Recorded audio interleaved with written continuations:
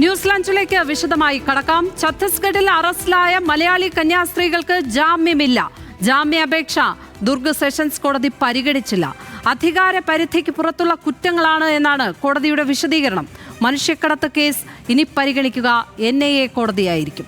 ജാമ്യാപേക്ഷ തള്ളിയതിന് പിന്നാലെ ബജ്രംഗ് ദൾ പ്രവർത്തകർ കോടതിക്ക് മുന്നിൽ ആഹ്ലാദ പ്രകടനം നടത്തി. കന്യാസ്ത്രീകൾ ദേശദ്രോഹികളെന്നും മതപരിവർത്തനത്തിന് തെളിവുണ്ടെന്നും ബജ്രംഗ് ദൾ നേതാവ് ജ്യോതി ശർമ്മ പറഞ്ഞു. चूंकि वो लड़कियां रो करके बोली थी कि मैं नहीं जाना चाहती हूँ, फिर भी मुझे लेके जा रहे हैं। ये पुलिस वालों को भी बताया गया, हमको भी बताया गया, उस बच्ची का रिकॉर्डिंग भी है, इसलिए उनके ऊपर में केस लगा है, दोनों नन और उस लड़के के ऊपर में। मैं अपनी बच्चियों से बात कर सकती हूँ, मैं इस देश की नागरिक हूँ, तो ये मेरा अधिकार बनता है। अगर जहाँ गलत हो रहा है पुलिस नहीं है तो क्या हम समाज वाले हिंदू समाज आवाज ना उठाएं? पुलिस का इंतजार करते रहेंगे क्या? दोनों नन के ऊपर में बहुत संदिग्ध गतिविधि है कि पूरा देश उनको बचाने के लिए एकत्र हो गया। इसका कड़ाई से मैं केंद्र से आग्रह करना चाहूंगी, अमित शाह जी से, नरेंद्र मोदी जी से, इनका कड़ाई से जांच किया जाए। 2 नन के लिए पूरा देश और विदेश लग गया है। ये हम हिंदू समाज को, पूरे हिंदू समाज को, देश को सोचने की आवश्यकता है कि इनका लिंक कहां तक जुड़ा है, ये सोचे। അതേസമയം കന്യാസ്ത്രീകളെ അഴിക്കുള്ളിൽ ആക്കിയതിൽ പ്രതിഷേധം ശക്തമാക്കുകയാണ്. നീതി ലഭ്യമാക്കാതെ എന്ത് ചങ്ങാത്തമെന്ന് BJPയുടെ ക്ലിമിസ് ബാവ ചോദിച്ചു. ഇവർക്ക് ലഭിക്കേണ്ടുന്ന ഒരു നീതി ലഭിക്കാതെ വരുമ്പോൾ പിന്നെ എന്ത് ചങ്ങാത്തം? പിന്നെ എങ്ങനെയാണ് നമുക്കൊരു സാഹോദര്യത്തിൻ്റെ പൂർണ്ണത പറയാൻ കഴിയുക? അതുകൊണ്ട് പറയുന്നത് പ്രവർത്തിക്കുക, പ്രവർത്തിക്കുന്നതിൽ ആത്മാർത്ഥത എല്ലാവരും പ്രകടമാക്കുക, ഇതാണ് നമ്മൾ ആഗ്രഹിക്കുന്നത്. ഈ സിസ്റ്റേഴ്സിന് നീതി ലഭിക്കണം.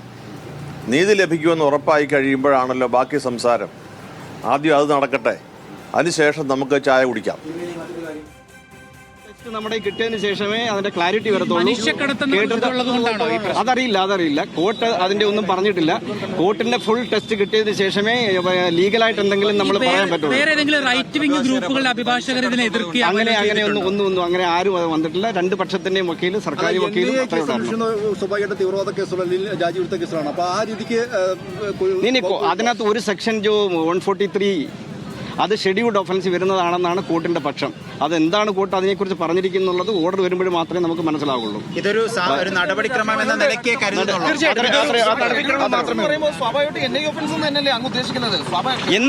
എന്ന് ഞാൻ ഈ ആർഗ്യുമെന്റ് സമയത്ത് ഞാൻ കോർട്ടിലില്ലായിരുന്നു. പക്ഷേ ആ ഓർഡർ ഡിക്റ്റേറ്റ് ചെയ്തുകൊണ്ടിരിക്കുമ്പോൾ ഞാൻ വന്നിരുന്നു. ഞാൻ അഭിഭാഷകനല്ല, നിയമോപദേശം നമ്മൾ നേടിയിരുന്നു. ഞാൻ ഡെപ്യൂട്ടി സോളിസിറ്റർ ജനറൽ ആയിരുന്നു ഛത്തീസ്ഗഡ് ഹൈക്കോർട്ടിൽ. ഇപ്പോ അഡ്വക്കേറ്റ് ആയിട്ട് പ്രാക്ടീസ് ചെയ്യുന്നു. സാങ്കേതിക നടപടിക്രമമാണ്. രാജ്ഭവനിലേക്ക് KPCC മാർച്ച് സംഘടിപ്പിച്ചു. ക്രൈസ്തവ സഭകളുടെ രാജ്ഭവൻ മാർച്ച് ഉച്ചയ്ക്ക് ശേഷം നടക്കും. സിസ്റ്റർമാരായ പ്രീതിയെയും വന്ദനയെയും ഇടതെമ്പിമാർ ജയിലിലെത്തി കണ്ടു. ശരത് ലാലാണ് വിവരങ്ങളുമായി ചേരുന്നത്. ശരത് ലാൽ, കന്യാസ്ത്രീകൾക്ക് ജാമ്യം നിഷേധിക്കപ്പെട്ടിരിക്കുകയാണ്. ആ കേസ് പോലും കോടതി പരിഗണിച്ചില്ല എന്നുള്ളതാണ്. ഇനി എന്താണ് തുടർ മാർഗം? ഇനി NIA കോടതിയായിരിക്കുമോ ഈ കേസ് പരിഗണിക്കുക? ഈ കേസിൽ കോടതി എന്തെങ്കിലും നിരീക്ഷണങ്ങൾ നടത്തിയിട്ടുണ്ടോ ഇന്ന്?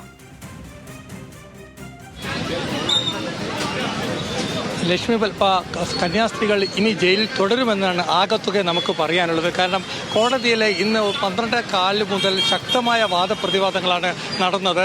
സ്വാഭാവികമായിട്ടും ജാമ്യം ലഭിക്കുമെന്നൊരു അവസ്ഥ വരെ വന്നപ്പോൾ ബജ്രംഗ് ദളിൻ്റെ അഭിഭാഷകൻ വളരെ ശക്തമായ ഭാഷയിൽ ഇത് പരിഗണിക്കാനുള്ള യാതൊരുവിധ അധികാരവും കോടതിക്കില്ല. കാരണം മതപരിവർത്തനവും അതേപോലെ മനുഷ്യക്കടത്തും തീരുമാനിക്കുക NIA കോടതിയിലാണ്. ഇത് സംബന്ധിച്ച് ഛത്തീസ്ഗഡ് ഹൈക്കോടതിയുടെ വിധിയുണ്ട്.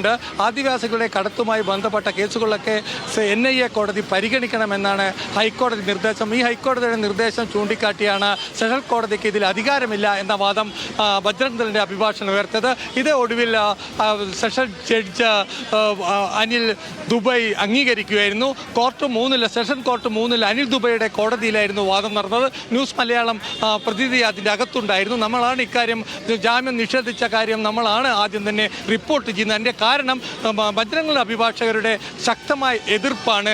നേരത്തെ കോടതി റെയിൽവേ പോലീസ് IGയെയും അതേപോലെ തന്നെ ഇൻവെസ്റ്റിഗേഷൻ ഓഫീസറെയും വിളിച്ചു വരുത്തി കാര്യങ്ങൾ ആരാഞ്ഞിരുന്നു. ഈ സമയത്ത് ജാമ്യം ലഭിക്കുമെന്നൊരു ധാരണ വന്ന സമയത്താണ് ഇത്തരമൊരു നിയമപ്രശ്നം ഉന്നയിച്ചുകൊണ്ട് ബജ്രംഗ് ദൾ അഭിഭാഷകർ രംഗത്ത് വന്നത്.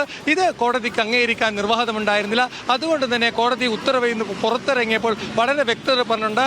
ഹൈക്കോടതിയുടെ ഉത്തരവും സുപ്രീം കോടതിയുടെ നിർദ്ദേശവും ഉള്ളതിനാൽ ഇത്തരം കേസുകൾ, ഹ്യൂമൻ ട്രാഫിക്കിംഗ് കേസുകൾ പൂർണ്ണമായി ആദിവാസി മേഖലയിൽ നിന്നുള്ള മനുഷ്യക്കടത്ത് ഹൈക്കോടതിയുടെയും NIA കോടതിയുടെയും പരിധിയിലാണ് എന്ന് വ്യക്തമാക്കിയിട്ടുണ്ട്. ഈ കാരണം കേസ് തനിക്ക് കേൾക്കാൻ കഴിയില്ല, പരിഗണിക്കാൻ കഴിയില്ല എന്നതാണ് ജഡ്ജി അനിൽ ദുബെ വ്യക്തമാക്കിയത്. തുടർന്ന് ബജ്രംഗ് പ്രവർത്തകർ, ജ്യോതി ശർമ്മയടക്കം പ്രവർത്തകർ പ്രകടനം നടത്തി, ആഹ്ലാദ പ്രകടനം നടത്തു. ഈ പ്രകടനത്തിൽ BJP രാഹുൽ ഗാന്ധിക്കെതിരെയും സോണിയാഗാന്ധിനെ കടുത്ത മുദ്രാവാക്യങ്ങളും അതുപോലെ BJP സഹായിക്കാതെ അമർഷവും പ്രകടിപ്പിച്ചിരുന്നു. ഇപ്പോൾ അനൂപ് ആന്റണി പറഞ്ഞിരിക്കുന്ന അനൂപ് ആന്റണി ഏർപ്പാടാക്കിയ അഭിഭാഷകൻ ഗോപകുമാറും വ്യക്തമാക്കിയിരിക്കുന്നത് ഇതൊരു നിയമപ്രശ്നത്തിന്റെ പേരിലാണ് ഇത് തള്ളിപ്പോയത് എന്നാണ്. ഏതായാലും BJPയെ സംബന്ധിച്ചോളം കനത്ത തിരിച്ചടിയാണ് ഇന്നത്തെ വിധി എന്ന് നമുക്ക് പറയേണ്ടി വരും. ഇനി ബിലാസ്പൂർ കോടതിയിലെ ഹൈക്കോടതിയെയും അതേപോലെ NIA കോടതിയിലുമാണ് ഇപ്പോഴും ബജ്രംഗ് പ്രവർത്തകർ മാലയടിച്ച് കന്യാസ്ത്രീകൾക്ക് ജാമ്യമില്ല, അവർ ജയിലിൽ തുടരേണ്ടി വരും. ബജ്രംഗ് ദളിന്റെ അഭിഭാഷകന്റെ അവസാന നിമിഷത്തെ വാദമാണ് അവരെ വീണ്ടും കുടുക്കിലാക്കിയത് എന്ന് തന്നെ പറയേണ്ടി വരും. ജാമ്യം നിഷേധിക്കുന്ന സാഹചര്യത്തിലേക്ക് ഇനി NIA കോടതിയിലായിരിക്കും കാര്യങ്ങൾ പരിഗണിക്കുക. കാരണം മനുഷ്യക്കടത്ത് വകുപ്പാണ് എഴുതി ചേർത്തിരിക്കുന്നത് ഈ കന്യാസ്ത്രീകൾക്കെതിരെ. വിശദാംശങ്ങൾ പങ്കുവയ്ക്കുകയായിരുന്നു ശരത് ലാൽ ഛത്തീസ്ഗഡിൽ നിന്നും.